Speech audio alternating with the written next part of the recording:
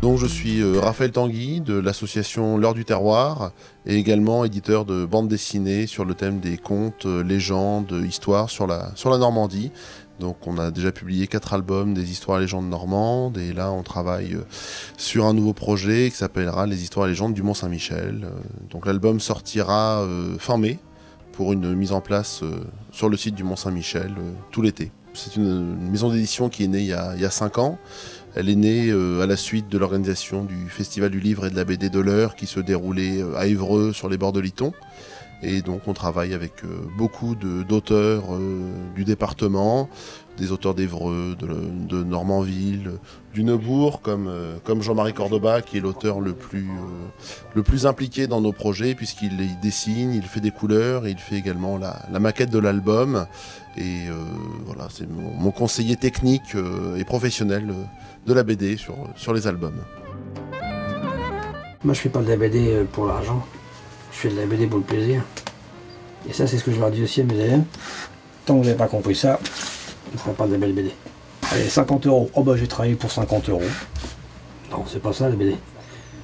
Non, faut faire comme si on était payé fortune. Alors moi, c'est Juan Maria Cordoba, donc auteur de bande dessinée depuis une décennie, parce que j'ai commencé, j'avais 9 ans. Et donc voilà, j'ai pas mal d'albums, j'en suis à mon 15e que je termine là, actuellement, et donc voilà. Donc oui, l'aventure des contes et légendes normandes, quand on a démarré avec le 1, quand Raphaël m'a dit tiens, j'ai envie de faire un truc là-dessus, j'ai dit bon, ben, on y va. Et on en est maintenant au 4e, on a déjà des projets pour le 5e, entre autres on a sorti un album sur l'âne, on travaille aussi sur un album sur les lions. Donc maintenant, c'est devenu quelque chose de sérieux. Pourquoi le Mont-Saint-Michel? Donc on a exploité un petit peu des légendes de partout en Normandie, que ce soit la Haute-Normandie, la Basse-Normandie, un peu tous les départements. Et c'est vrai je tombais souvent sur des légendes très riches sur le Mont-Saint-Michel.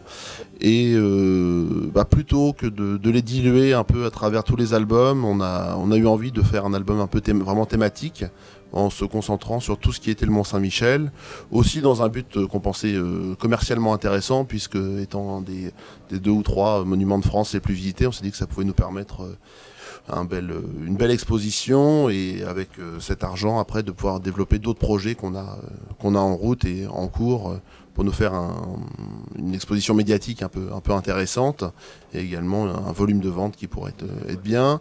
Et également, ça nous permet de toucher non seulement la Normandie, mais également la Bretagne, puisque les Bretons revendiquent un peu le Mont-Saint-Michel pour eux. Donc on va être également diffusé par un diffuseur breton dans tous les départements de la Bretagne, et même le Nord-Atlantique. Donc ça va nous permettre un peu d'étendre notre diffusion et notre visibilité. Et l'Angleterre. Et on fait également, donc sur le Mont-Saint-Michel, on fait non seulement un tirage de 4000 exemplaires en français, mais également on va faire un tirage de 1000 exemplaires en anglais pour tous les touristes américains, japonais, anglais, etc.